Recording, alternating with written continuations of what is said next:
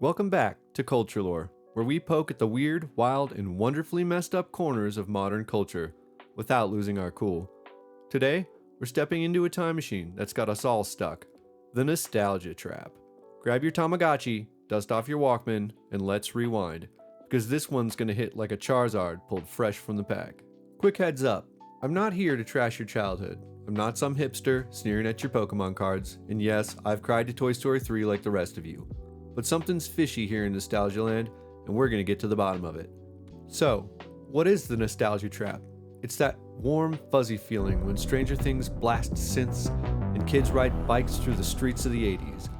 Or when Spider-Man No Way Home drags Tobey Maguire back to web-slinging for the umpteenth time.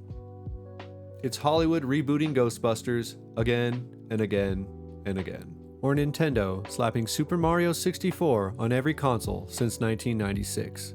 We're practically drowning in it. The 80s, 90s, and early 2000s. They're everywhere. Top Gun Maverick soared back to its 1986 roots and made $1 million. Halo Infinite brought back Master Chief's chunky armor because we begged for it. Even fashion's in on it. Acid-washed jeans and bucket hats. Bell-bottoms, man, they're all back in style. And the other day, I'm pretty sure I saw a kid with a mullet unironically rocking a Discman.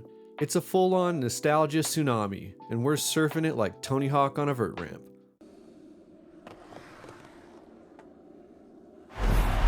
But why? Because it feels good? Like a hug from those Beanie Babies you've kept in a box for the last 32 years? A sweet reminder that even my nostalgia is old enough to pull a muscle stretching for the remote. But here's the question. Are we just cozying up to the past, or are we just straight up trapped in it? Let's rewind for a second. It's ironic, I know. But nostalgia has always been a thing. Happy Days was the 70s folks pining over the 50s, and that 70s show was its successor. But now, it's turbocharged. Hollywood's a remake factory. Jurassic World, Lion King, Dune, anything from Disney.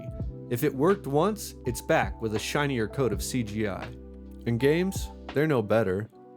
There's a Resident Evil remake every other year, Crash Bandicoot bouncing back like he never left, and don't get me started on Skyrim. Look, it's a good game, but do we really need to play it on a refrigerator? Even music's sampling 90s R&B beats, like it's a clearance sale. Why is it everywhere?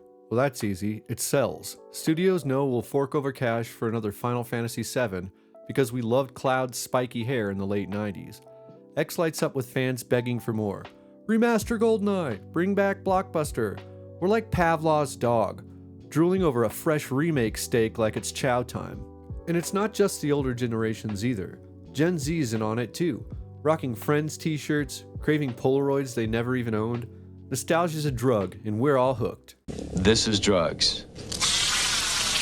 This is your brain on drugs. Here's where things get messy. Nostalgia's not just a vibe anymore. It's become a cage. Take Cobra Kai. It's Karate Kid fan fiction that's somehow better than the original, but it's still stuck in the shadow of its 1984 predecessor. Or Pokemon, for example. Every new game gets roasted for not including the original red and blue starters at launch. But let's be real, Game Freak knows exactly what they're doing. They always add them back in for that sweet DLC cash grab. We're all so busy chasing the past that we often dismiss innovation. There's even a portion of the population trading in their smartphones for dumb ones. Indie darlings like Hollow Knight get love, sure, but they're drowned out by screams for a remake of Ocarina of Time on Switch. We're all complicit too. I mean, I'll admit it, I pre-ordered Tony Hawk Pro Skater faster than you can say pop shove it.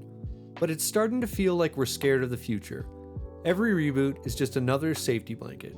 Why risk a new IP when the Teenage Mutant Ninja Turtles is still radical, dude? So is nostalgia a trap or a treasure? On one hand, it's a blast. Stranger Things Season 1 was pure 80s magic, and Metroid Dread nailed that old school vibe with a fresh coat of paint. It connects us, boomers, millennials, zoomers, all geeking out over Mike Tyson entering the ring again. But on the flip side, it's a crutch. We're so busy remaking Aladdin, we're missing out on the next big thing. Maybe it's time to let the past rest, give Godzilla and Kong a break, and bet on something nuts. Or maybe not.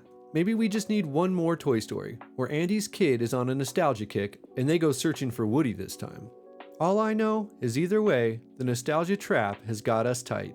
Are we doomed to live in 1999 forever, or can we hit that eject button? You tell me.